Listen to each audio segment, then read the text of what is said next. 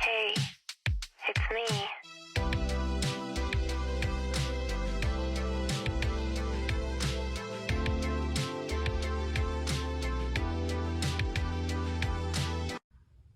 I want to show you how I design my pieces. I decided to make this colorful sweater. I also tested what hook I want to use. I will be using 5mm hook, and I need for my size to have 150 stitches on the bottom of my sweater. The design I want to use, the stitch I want to use, I need multiple of 4 stitches plus 3 because I want the edges of this open cardigan to be the same, symmetrical.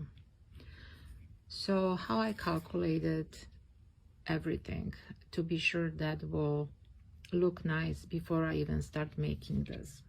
If I need 4 stitches for one design stitch, I will make 37 clusters of these 4 stitches. They will give me 148 stitches. I will have to add 3 stitches because I need that plus 3.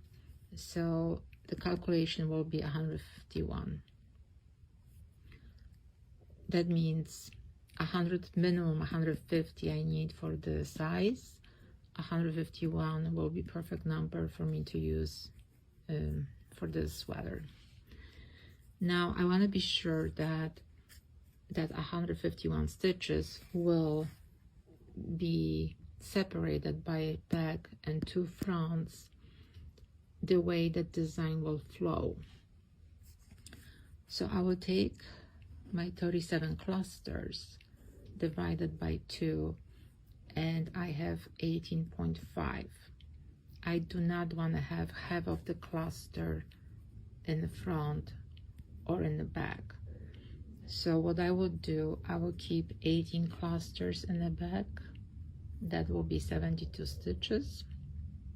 And I will have for 2 fronts 19 clusters that give me 76 stitches, which total together again it's 148 plus my extra 3, that gives me 151.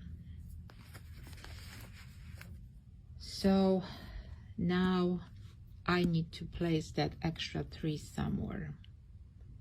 So I divided my back and my front in 4 sections. If I keep 9 clusters in each section, that will give me 4 times 36 stitches. I will add my extra 3 on each side up front, so I will have nice edge. So I need just 1 more, and I will put 1 in between in the back. That way the design will flow, and I still will have 151 stitches needed to complete this. So that's how I do. I calculate on the paper first all the mathematics and sometimes geometric designs to be sure that will fit and I have enough yarn, and also I will test what size hook I want to use to be sure that the size is perfect. Okay, so let me show you how this look after I finish a couple of rows, a few rows. This stitch marker here, it's the 1 stitch that I added in the back. So that stitch right here, this one, it's the one I added. I put a stitch marker a little bit higher up because I want have also indicator which side will be my right side and which one will be my wrong side. They do look identical. I just have to choose one so I can start hiding my ends.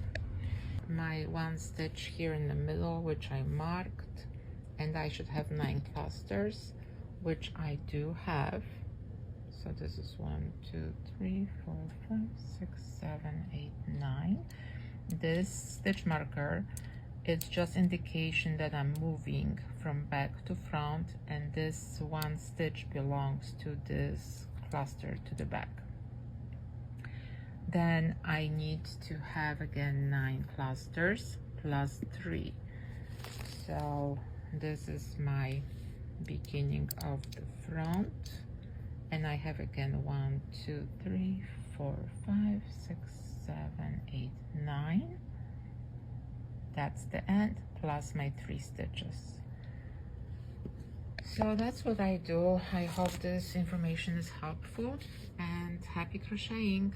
See you next time.